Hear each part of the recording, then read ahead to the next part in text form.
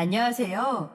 결혼한 지 10년 차 아들 하나 키우고 있는 30대 중반의 여성입니다. 사람이 생활을 하려면 직업은 가지고 있어야 하겠지만 개인적으로 살면서 직업에 귀천이 없다는 생각을 꾸준히 해왔어요.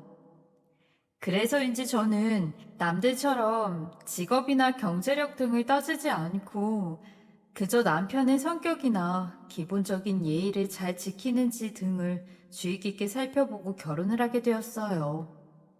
또 저희 아들에게는 무슨 일을 하는지가 중요한 게 아니라 자신이 즐길 수 있고 재미있게 할 수 있는 일을 해야 한다면서 대신에 자신에게 부끄러운 일은 하지 않아야 된다고 가르쳐 왔어요. 그러나 저희 형님은 저와는 완전히 정반대의 생각을 가지고 있더라고요. 그냥 단순히 생각이 다른 것뿐만 아니라 아예 제 생각이 잘못되었다고 생각하세요.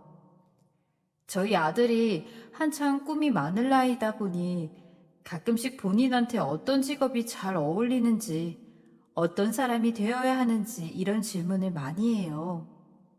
특히 식구들이 다 같이 모이면 어른들이 너는 나중에 뭐가 되고 싶냐고 묻기도 하잖아요. 이런 질문이 나오면 저희 아들은 부엌에 있는 저에게 다가와 본인은 나중에 뭐가 되어야 하냐고 물어보기도 하더라고요. 아이가 이런 질문을 하면 저는 항상 하던 대로 대답을 해주었죠. 그런데 한 번은 형님이 옆에서 저의 말을 듣고는 너는 애한테 교육을 왜 그런 식으로 하냐고 하더라고요. 처음에는 어떤 부분에서 애 교육이 잘못되었는지 이해가 잘 되지 않았어요. 그래서 형님에게 어떤 부분이 문제냐면서 물어봤었어요. 그런데 형님이 대답하기를 애가 어떤 직업을 선택하는지에 따라 경제력이 달라지고 삶이 달라질 텐데 부모가 잘 이끌어주지는 못할 망정 원하는 대로 고르라는 게 말이 되냐는 일이라고 하시더군요. 물론 형님 말도 틀린 것이 아니지만 사람마다 교육 방식이 다른 건데 이해를 못하시고 이렇게까지 혼내듯이 말씀을 하시니까 저로서는 조금 기분이 나빴던 것 같아요. 물론 우리 시댁에서 중학교 체육교사로 일하고 있는 형님의 직업이 가장 좋은 것은 사실이지만 직업의 귀천이 어디 있나요? 그러나 이때까지만 해도 저는 괜히 식구들이 있는데 이런 문제로 싸우고 싶지도 않았고 저의 방식대로 저희 아들 잘 키워내면 된다고 생각했어요. 무엇보다 형님은 원래 저희 시댁에서 독불장군인데다 자기 혼자 잘난 사람이니 그러려니 하면서 넘겼죠. 하지만 시간이 지날수록 형님은 점점 더 막 나가려 들고 학교 선생이라고 목에 힘을 주면서 다니더라고요. 그런데 어이가 없는 건 형님이 공립학교도 아닌 사립학교의 교사라는 거예요. 공립은 시험 쳐서 뽑혀야 들어가지만 사립은 돈만 있으면 가는 곳이잖아요. 공립학교에 들어갈 실력도 없으면서 본인이 학교 선생님이라는 이유로 목에 힘을 주고 다니는 모습을 보면 진짜 밥맛이 따로 없더라고요. 시어머니도 저랑 같은 생각을 가지고 있었는지 평소 형님을 별로 안 좋아하고 저를 더 챙겨주시는 편이었어요. 그래서인지 시댁 모임에 가면 항상 형님은 그 누구와도 어울리지 않고 혼자 있을 때가 많았죠. 그러나 이상하게도 시댁에서 형님을 만나게 될 때마다 매번 집에서 큰 소리가 나곤 했어요. 한 번은 시어머니 생신날 시댁에 온 가족이 모이게 되었는데 형님이 뜬금없이 부엌으로 들어오더니 제 직업 이야기를 꺼내더라고요. 제가 예전에는 출판사에 다니면서 책 디자인을 해주는 업무를 했었는데 아이를 낳고 나서는 퇴직을 하고 집에 프리랜서로 그림 그려주는 일을 하고 있거든요. 출판사에 다닐 때처럼 고정적인 월급은 들어오지 않지만 그래도 나름 열심히 하면 저희 아들 책 사주고 학원 보내는 것까지는 해줄 수 있어요. 그런데 형님은 자꾸만 직업으로 사람을 가르고 무시하더라고요. 동서, 집에서 그림 몇 장 그려서 돈은 돼? 네?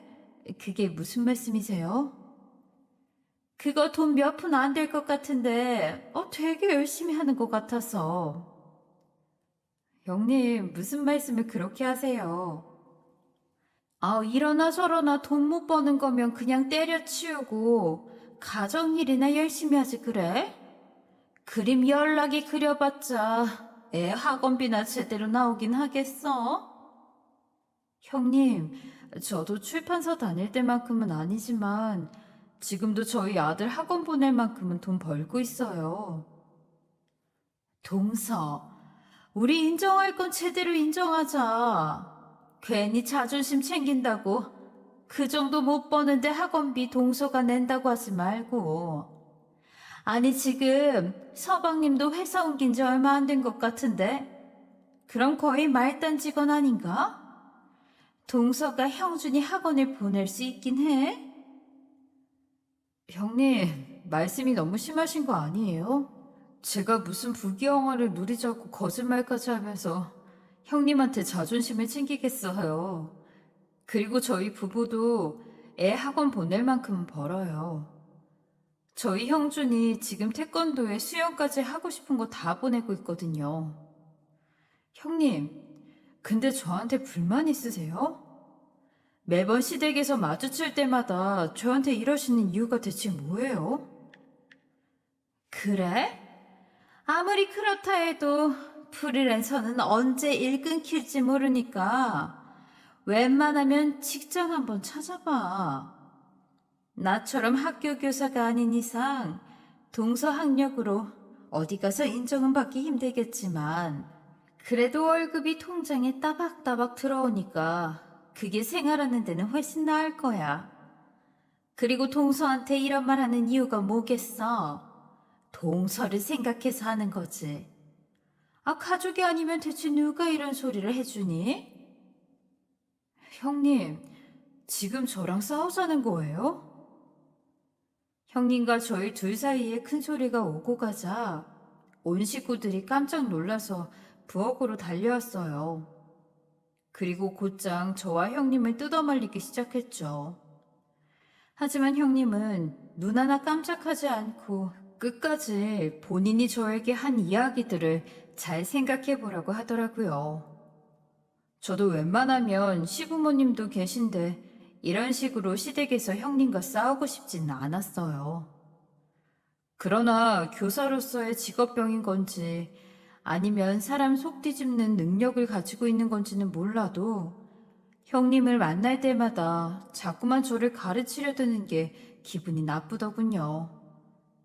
다른 사람이 하는 일에 왜 그렇게 관심이 많은 건지 본인이 교사라는 우월감에 빠져서 이런 식으로 평가하니까 더 이상 참을 수가 없었어요. 그래서 이날만큼은 형님이 하는 말에 따박따박 대들면서 싸웠죠. 물론 중간에 식구들이 소리를 듣고 부엌으로 달려와 말리니 성질머리대로 끝까지 싸우지는 못했지만 그동안 꾹 참다가 대들며 싸우니까 속이 다 후련하더라고요. 아무래도 형님이 저보다 나이도 많고 윗사람인데다가 기가 워낙 세서 감히 덤빌 생각도 못했거든요.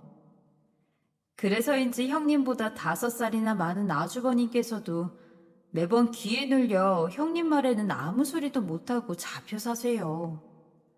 오죽하면 시어머니께서도 형님이 집에 왔다 가면 기가 다 빨린 것 같다고 고개를 절레절레 저으시더라고요. 그 정도로 형님은 온 식구들이 힘들어하는 사람이에요. 그러나 형님은 식구들 마음을 모르는 건지 아니면 모른 척 하는 건지 항상 혼자만 천하태평이더군요. 매번 본인이 시댁에 올 때마다 집에서는 큰 소리가 나고 싸움이 일어났는데도 형님은 항상 빠지지 않고 시댁 모임에 와서 자랑질을 엄청 하더라고요. 어머니, 우리 준서 시험 점수 좀 보세요. 이번에 첫 시험을 봤는데 하나 빼고 다 맞았다네요. 그러니 우리 준서가 엄청 똑똑한가 보네. 네, 어머니. 교사인 저 닮아서 공부를 엄청 잘하는 거 보니까 너무 뿌듯한 거 있죠? 준서가 아직 어려서 예체능 학원 몇 개 보낸 것 빼고는 집에서 따로 공부 같은 거 안 시켰거든요. 그런데 애가 똑똑해서 그런지 성적이 꽤 잘 나왔더라고요. 그래, 앞으로 성적이 이렇게 나오면 나중에 좋은 학교 가겠다. 어머니, 벌써부터 우리 준서 학교 걱정을 하시는 거예요? 그런 건 걱정 안 하셔도 돼요. 제가 괜히 학교 교사로 있겠어요? 학창 시절에 저도 공부 잘했으니까 학생들 앞에 설 수 있는 거죠. 저 어렸을 때부터 동네 어르신들이 똑똑하다고 천재 소리 해가며 칭찬 많이 하셨어요. 분명히 우리 준서도 제 핏줄 물려받아서 나중에 운동도 잘하고 천재 소리 들을 거예요. 시어머니는 아들을 핑계 삼아 본인 자랑하는 형님이 피곤하셨던 것 같아요. 한참을 형님 말에 맞장구 쳐주시다가 그냥 먼저 방으로 들어가서 주무시겠다고 하더라고요. 그러자 형님은 저를 잡아놓고 또다시 본인 자랑을 늘어놓기 시작하더군요. 동서는 오늘 나한테 축하한다는 말 한마디 안 하더라? 네? 무슨 축하요? 우리 준서 성적도 그렇고 나 육아휴직 끝난 후 내년부터 중학교 1학년 담임 맡아서 하게 되잖아. 원래 담임은 학교에서 능력 있는 선생님들만 맡는 거라고. 경력도 어느 정도 있고 능력을 인정받은 사람들만 하는 거야. 그래서 보너스 개념으로 담임 맡은 사람들은 월급도 더 주는 거고. 그래요? 저는 교사가 아니라서 담임된 게 축하할 일인지 몰랐어요. 형님, 축하드려요. 하긴 동사가 나처럼 교사할 정도로 똑똑한 사람도 아니고 모를 수도 있지. 엎드려 절 받는 듯한 느낌이기는 하지만 어쨌든 고마워. 근데 동서가 생각해도 우리 준서 나 닮아서 엄청 똑똑한 것 같지 않아? 애 아빠 닮았으면 벌써부터 성적이 이렇게 좋진 않았을 텐데 말이야. 그러게요. 나중에 형님처럼 학교 교사 시켜도 되겠어요. 아니지.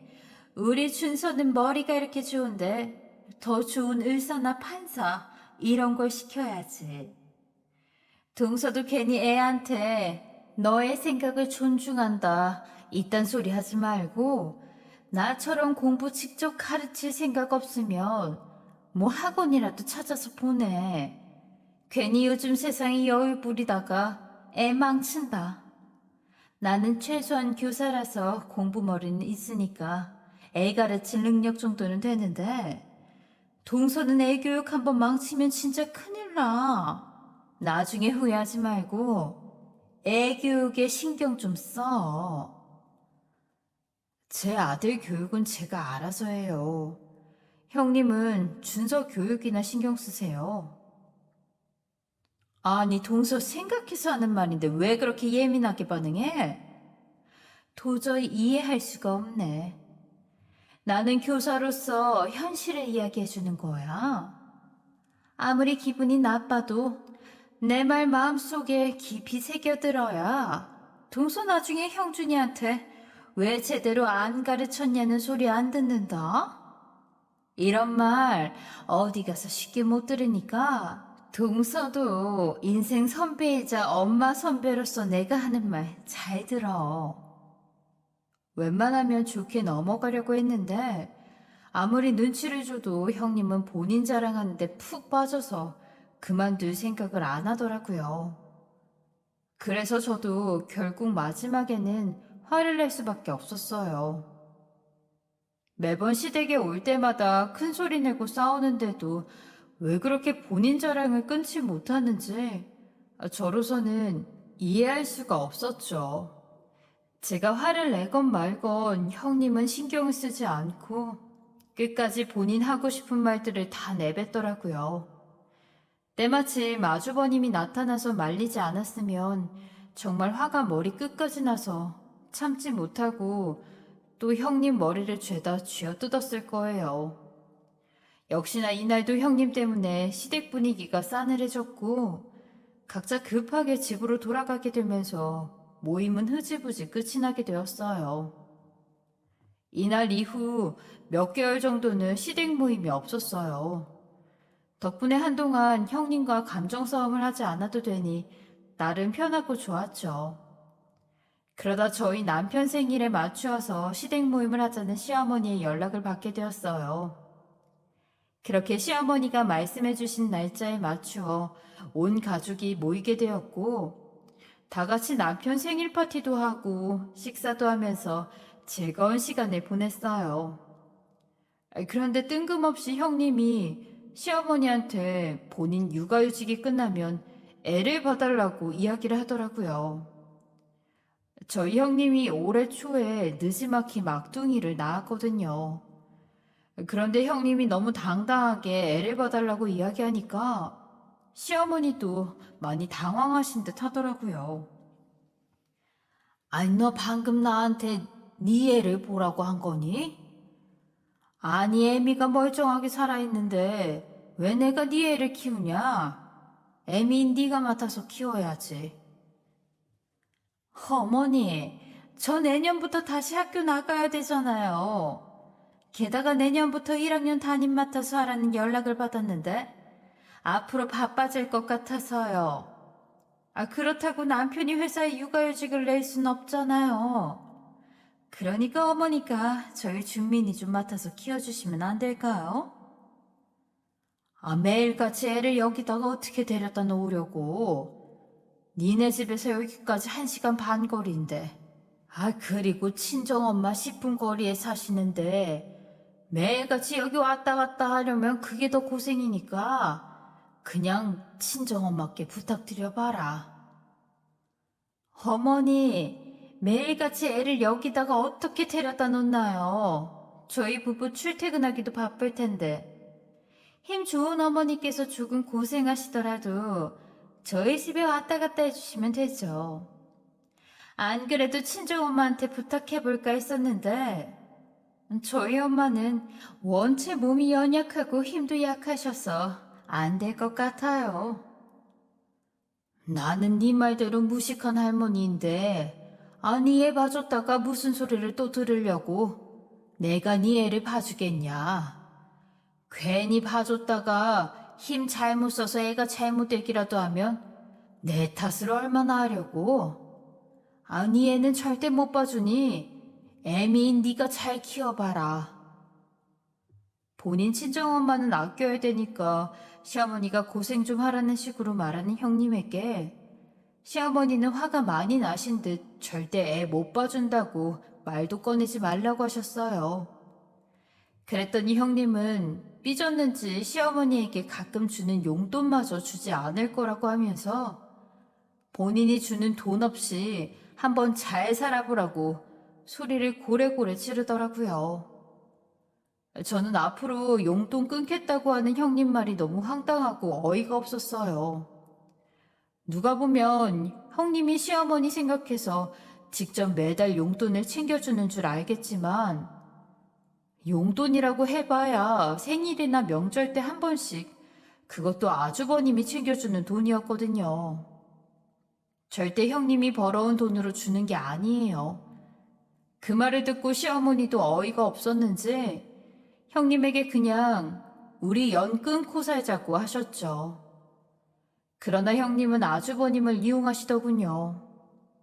아주버님이 시어머니에게 전화까지 해서 정말로 주변에 애 봐줄 사람이 없다면서 한 번만 도와달라며 설득을 하셨다고 하더라고요. 결국 시어머니는 부모의 마음으로 형님의 애를 봐주는 상황이 오게 되었어요.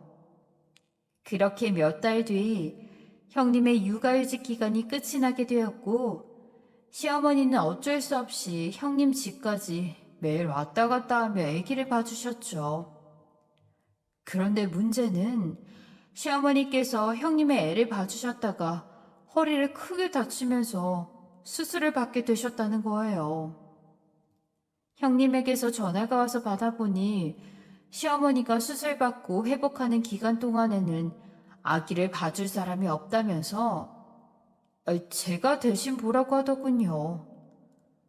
부탁하는 태도도 마음에 안 들었고 그동안 형님이 얄밉게 저에게 한 짓도 있으니 당연히 저는 안 본다고 거절을 했어요.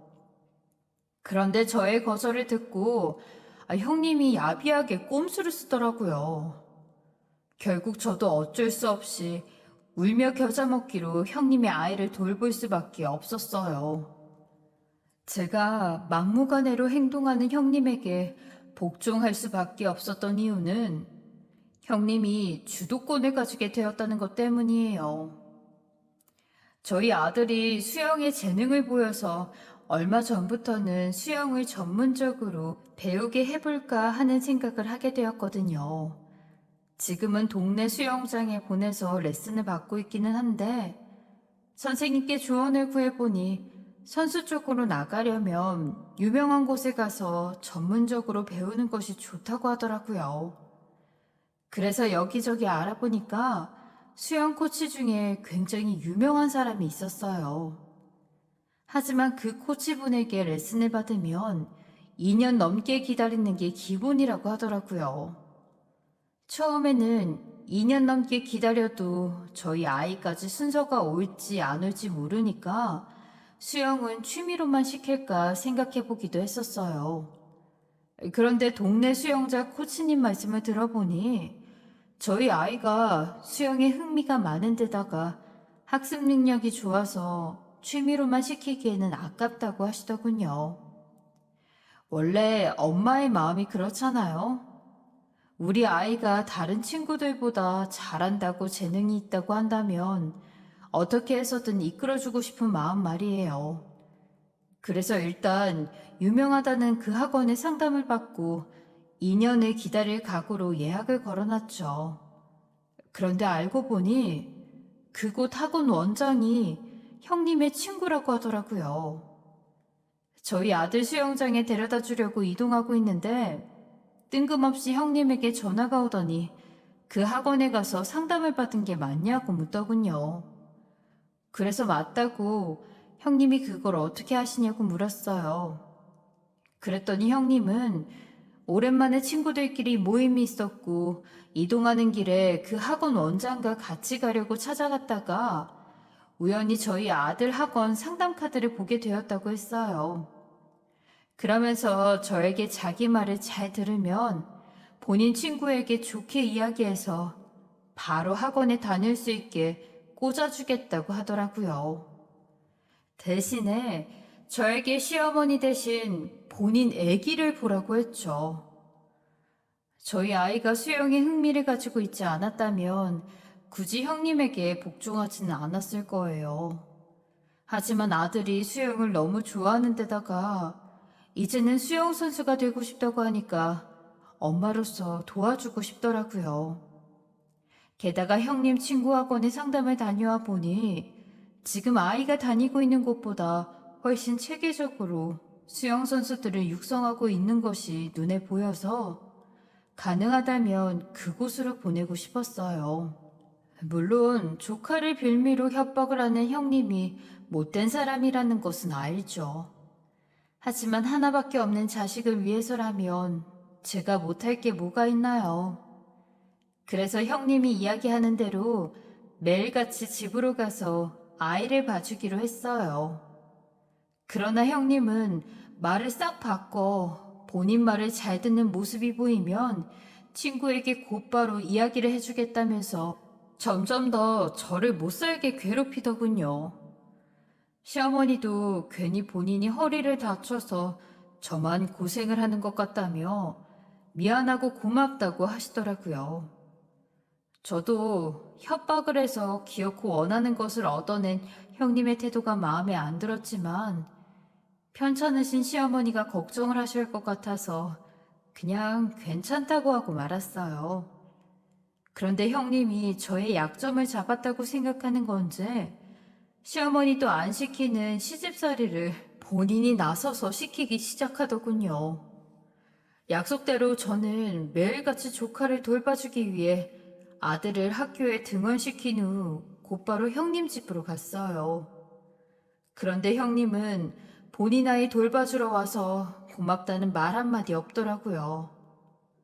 게다가 저를 가정부 맞이하듯 식탁에 오늘 해놓아야 할 것들을 적어놓았다고 하고는 호련히 출근을 했어요. 처음에는 조카가 아직 분유를 먹고 있고 어리니까 주의해야 할 것들을 적어놓았겠지 싶었죠. 그런데 식탁에 올려진 종이를 살펴보고 저는 어이가 없어서 할 말을 잃었어요. 형님이 식탁에 올려놓은 종이에는 아이와 관련된 내용은 하나도 없고 집 청소부터 빨래, 장보기까지 집안일을 하라고 적혀 있더라고요. 형님이 너무 당연스럽게 저를 가정부처럼 생각하는 것 같아서 화가 났어요. 마음 같아서는 다 때려치우고 그냥 집으로 가고 싶었어요. 하지만 어린 조카를 혼자 두고 갈 수는 없으니 저는 형님이 하라고 적어놓은 집안일에는 손을 대지 않고 그저 아이를 돌보기만 했죠. 그러자 퇴근하고 온 형님은 본인이 시킨 일을 왜 안 해놓았냐면서 집이 떠나가라 소리를 지르며 난리를 치더라고요. 그러나 저는 눈 하나 깜빡하지 않고 조카를 돌보기 위해 이 집에 온 거라고, 내가 가정부도 아니고 집안일까지 할 이유는 없다면서 확실하게 이야기를 했죠. 그랬더니 형님은 저희 아이 수영학원에 안 보낼 거냐면서 또다시 협박을 하기 시작하더라고요. 최소한 시어머니가 허리 회복이 되어서 돌아올 때까지는 그 정도는 동서로서 해줄 수 있는 거 아니냐면서 유명한 학원에 아들 수영 보내고 싶으면 본인이 시키는 대로 하라고 하더군요. 정말 기가 막히고 코가 막히는 일이었어요. 저는 또 아이의 미래를 위해서 억울하더라도 형님이 시키는 일을 할 수밖에 없었어요. 그런데 한 번 받아주기 시작하니까 형님은 하다하다 저를 무슨 비서 부리듯이 개인 심부름까지 시키더라고요. 형님이 심부름을 시키면 저는 어쩔 수 없이 아이를 안고 학교까지 가서 물건을 전달해야 했죠. 한 번은 정신없이 아이 분유를 먹인 후 제 일을 하고 있었는데 형님이 갑자기 연락을 해오더니 집에 다이어트 음식을 놓고 왔다면서 빨리 가져다 달라고 하더라고요. 당시에 제가 프리랜서로 그림 업무가 들어온 것이 있어서 아이를 돌보면서 일을 해야 했는데 그날 작업을 마무리 후 넘겨줘야 하는 상황이라 형님에게는 시간이 안 돼서 못 갈 것 같다고 했거든요. 그런데 저의 말을 듣고 형님은 화가 잔뜩 나서 또다시 우리 아이 수영학원을 들먹이며 협박 아닌 협박을 시작했어요. 이제 시어머니 퇴원 날짜가 다가오니 조만간 친구에게 저희 아들 수영학원 등록을 부탁하려고 했다면서 본인이 부탁하는 일을 거절할 정도로 아들 수영선수 시키고 싶은 마음이 간절하지 않은 거냐고 하더라고요. 진짜 마음 같아서는 학교로 쳐들어가서 머리채를 잡고 흔들고 싶었죠.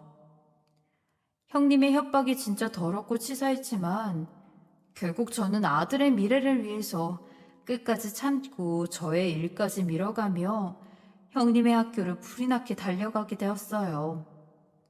그런데 형님은 점심시간에 먹어야 하니 반드시 30분 내로 가져다 줘야 한다면서 시간까지 정해놓더라고요.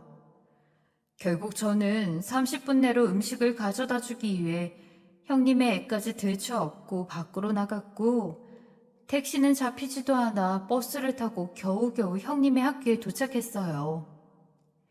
햇볕 쨍쨍한 한여름이었는데 땀을 비오듯이 흘리면서 힘들게 형님 다이어트 음식을 가지고 갔더니 막상 형님은 전화를 제대로 받지 않더라고요.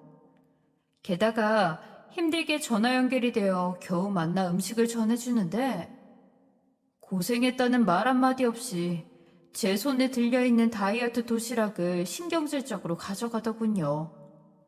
그러더니 자기 점심시간에 먹을 음식인데 10분이나 늦었다고 제깍제깍 안 튀어오냐며 마치 학생을 혼내듯이 저를 밖에 세우던 채로 시간 약속 하나 제대로 못 지켜서 어쩌냐면서 큰 소리로 혼을 냈죠.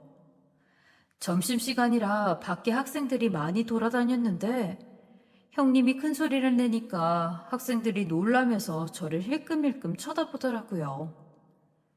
형님의 애까지 들쳐업고 손가락질을 받으며 혼나고 있으니 이때는 정말 쥐구멍이라도 숨고 싶더군요. 학생들이 저를 계속 쳐다보면서 수근수근거리고 형님은 큰 소리를 내고 있었으니 저 멀리서 나이가 지그시 먹은 남자 한 분이 한참 쳐다보다가 가까이 다가오더라고요. 어느덧 나이가 지긋한 남자 한 분이 제 코앞까지 다가오셨고 고개를 숙이고 이리저리 눈치를 보는 저를 유심히 살피시더니 크게 놀라시더군요. 아니 너 여진이 누나 딸 아니냐? 네? 저희 엄마 이름을 어떻게 알고 계세요? 너 여진이 누나 딸 맞구나. 우리 조카가 여기까지 웬일이야? 누구신데 저를 조카라고 부르시는지. 너 내가 누군지 모르겠냐? 하긴 오랫동안 얼굴을 못 봤으니 내 얼굴을 모를만도 하겠지. 나 장석이 삼촌이다. 내 이름 들으면 알겠냐? 장석이 삼촌? 먼저 알아보지 못해 죄송해요. 사실 저희 친정집은 가정사가 조금 복잡한데 엄마에게는 배다른 형제들이 있어요. 할아버지는 같은 분인데 할머니는 2명이 있죠. 저희 친정엄마를 낳아주신 우리 할머니가 첫 번째 부인이고 2번째 부인은 다른 할머니인데 아무래도 할머니 2분이 낳은 자식들이 서로 다르다 보니 본인 엄마에게 태어난 자식들끼리만 친하지 다른 엄마의 자식들과는 거의 왕래가 없는 편이에요. 물론 집안에 큰일이 있을 때나 경조사가 있을 때는 어쩌다 한 번씩 만나기는 하지만 식구들끼리 모여도 보통 친한 사람들과 붙어 있잖아요. 저도 삼촌이 있다는 것은 알고 있었지만 식구들끼리 모여도 엄마나 아빠 옆에만 붙어 있다 보니 처음에 장석이 삼촌을 못 알아봤었죠. 당연히 이렇게 우연히 만나게 될 것이라고는 생각도 못했고요. 어쩌다 한 번씩 보는데 못 알아볼 수도 있지. 그나저나 우리 조카가 우리 학교는 웬일이야? 얼핏 다른 지역에 살고 있다고 들은 것 같은데. 그게요, 저희 형님 심부름 때문에 왔어요. 심부름? 그럼 옆에 있는 박 선생이 네 형님이냐? 삼촌의 질문에 형님에게 시선이 집중되었고 옆에서 모든 대화를 듣고 있던 형님은 왠지 모르게 안절부절 못하는 듯 보이더군요. 네, 삼촌. 옆에 계신 분이 저희 형님이세요. 그래? 이런 우연이 다 있네. 우리 학교에 근무하는 체육선생 박 선생이 우리 조카의 형님이라니. 그런데 네가 업고 있는 애기는 누구냐? 벌써 둘째를 낳은 거야? 둘째 낳았다는 이야기는 아직 듣지도 못했는데. 하긴 둘째 낳을 때도 됐지. 첫째가 벌써 초등학생쯤 되었을 테니까. 참, 옆에 있는 박 선생도 얼마 전에 육아휴직 끝내고 오지 않았나? 그럼 우리 조카 둘째랑 얼추 나이가 비슷하겠네. 그게요, 삼촌. 이 아이가 형님의 애기예요. 뭐라고? 근데 형님 애기를 왜 네가 보고 있는 거냐? 게다가 학교까지 심부름 왔다는 것도 이상하고. 아까 보니까 박 선생 앞에서 고개를 푹 숙이고 있던데. 그건 또 어떻게 된 일이야? 삼촌이 이상하다는 듯이 저와 형님을 번갈아 가며 쳐다보자 형님은 급하게 변명을 하기 시작하더군요. 교감 선생님, 제가 얼마 전에 육아휴직을 끝냈잖아요. 아이를 봐주실 이모를 계속 찾아봤는데 적당한 분이 안 보이더라고요. 그래서 제가 동서한테 이모님 구해줄 때까지만 좀 도와달라고 부탁을 했던 거예요. 그리고 오늘 심부름은 제가 점심때 먹을 도시락을 놓고 와서 어쩔 수 없이 동서한테 부탁을 했네요. 그래요, 박 선생? 도시락을 안 가져왔으면 학교에서 급식을 먹어도 될 텐데 굳이 도시락을 드셔야 하는 건지 저로서는 이해가 되지 않네요. 게다가 이 땡볕에 심부름까지 온 동서를 그렇게 혼을 내는 게 선생으로서 자질이 있나 의심도 되고요. 교장 선생님, 저도 동서가 고생하는 거 너무 잘 알고 있습니다. 그래서 조만간 동서에게 맛있는 식사라도 대접하려고 했어요. 날이 이렇게 덥다는 건 미처 생각하지 못했네요.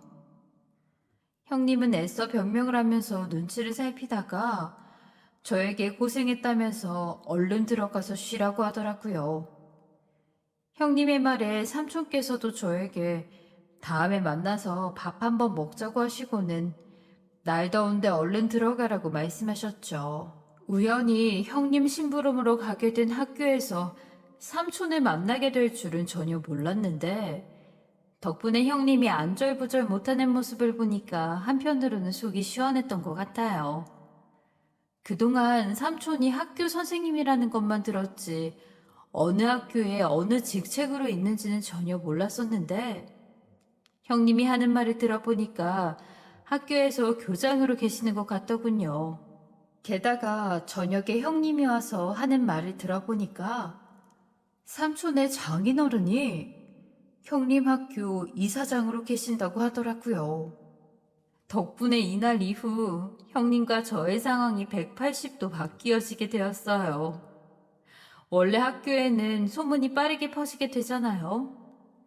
제가 학교에 찾아갔던 날에 학생들이 10분이나 도시락을 늦게 가져왔다며 고래고래 소리를 지르는 형님의 모습을 보게 되면서 그 내용이 여기저기 퍼지게 되어 학교에 있는 모든 사람이 그걸 알게 되었다고 하더군요.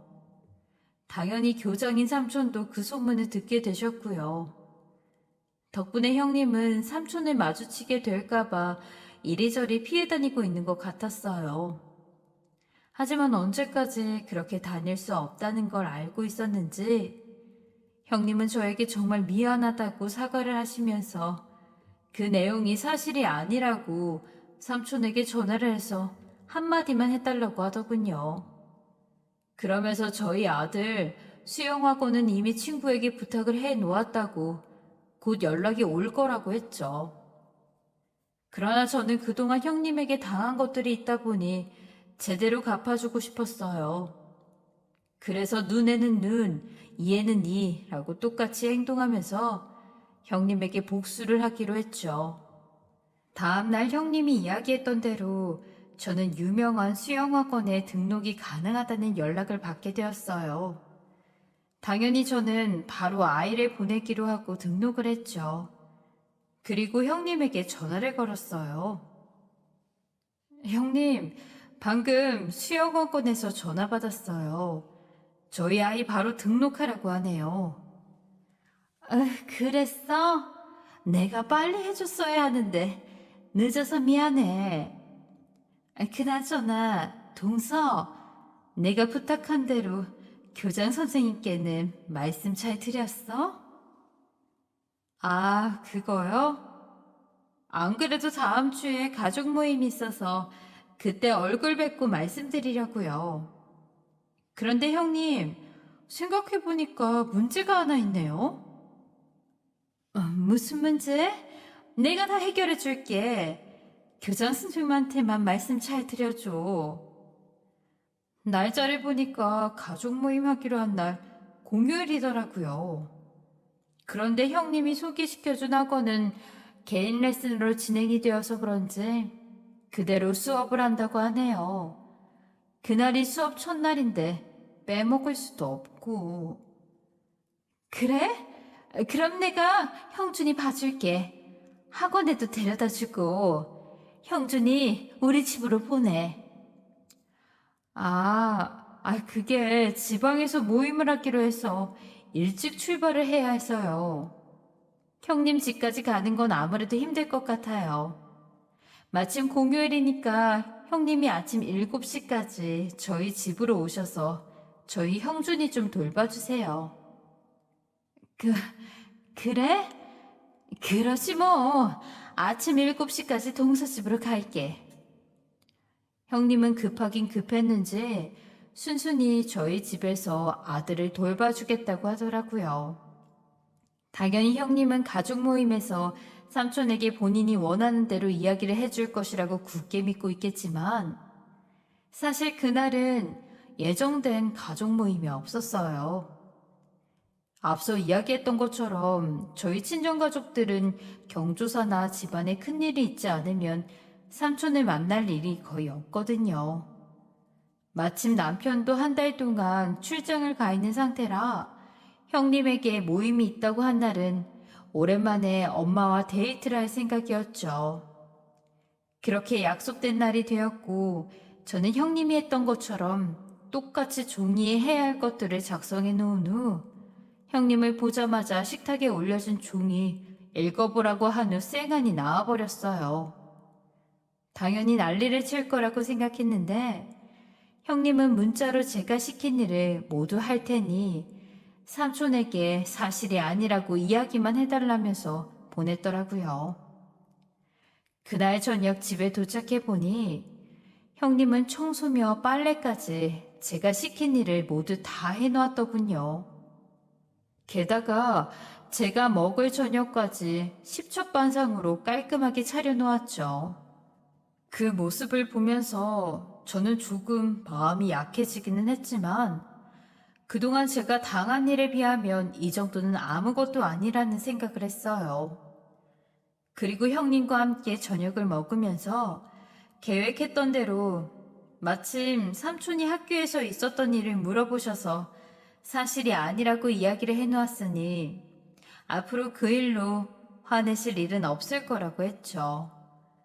그러면서 평소처럼 삼촌에 대해도 괜찮을 것 같다고 했어요. 그랬더니 형님은 정말 고맙다고 제 손을 잡으면서 본인이 앞으로 잘하겠다고 하더라고요. 그런데 다음날 예상했던 대로 형님은 열이 잔뜩 받아서 저에게 연락이 왔어요. 정말로 형님은 삼촌에게 가서 평소처럼 인사를 했나 보더군요. 그러나 삼촌은 이미 소문을 듣고 형님에게 실망해 있던 상황이었는데 해맑게 다가가 인사를 하니까 화가 났던 것 같고요. 결국 형님은 삼촌에게 크게 혼이 나게 되었고 앞으로 얼굴 들고 학교를 어떻게 다니냐고 저에게 전화를 해서 따지기 시작했던 것이죠. 그렇지만 저는 눈 하나 깜짝하지 않고 이건 자업자득이라고 평소에 못된 행동을 하니까 그런 일을 당하는 거라고 하면서 앞으로 그 학교에 선생님으로 남아있고 싶으면 똑바로 살라고 해주고는 전화를 끊었어요. 그랬더니 형님은 아무 말도 못하고 그날 이후로 완전히 제 말에 복종을 하더라고요. 그리고 시어머니도 저에게 형님 소식을 전해 듣고는 저를 등에 업고 당한 만큼 형님에게 시집살이를 마음껏 시켰어요. 당연히 애도 우리한테 키워달라고 하지 말고 네가 낳았으면 알아서 키우라고 하셨죠. 그래서 저는 더 이상 조카를 키우지 않고 있어요.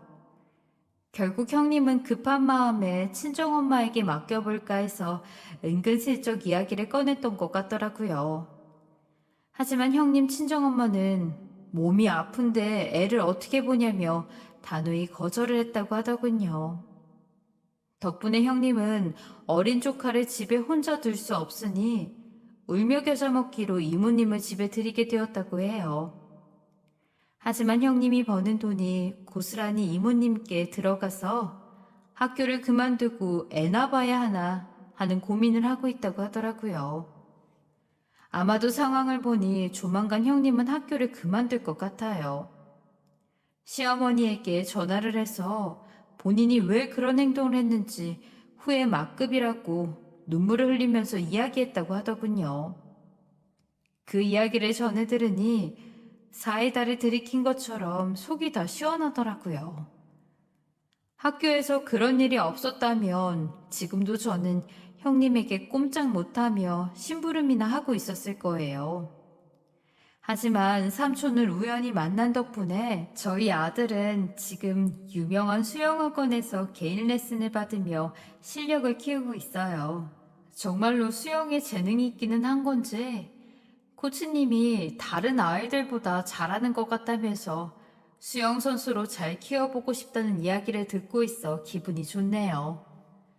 얼마 전에 시댁 모임에 있어 갔더니 이제는 형님이 우는 소리를 그렇게 하더군요. 막내에게 형님의 월급이 모두 들어가다 보니 생활비가 모자라 준서가 다니고 있던 학원을 모두 그만둬야 했다더라고요. 그 모습을 보면서 역시 뿌린 대로 거둔다는 말이 괜히 있는 게 아니라는 생각이 드네요. 저의 긴 이야기 들어주셔서 감사합니다. 지금까지 커피앤톡이었습니다. 오늘도 끝까지 함께 해주셔서 감사하고요. 저는 다음 영상으로 또 찾아뵙겠습니다.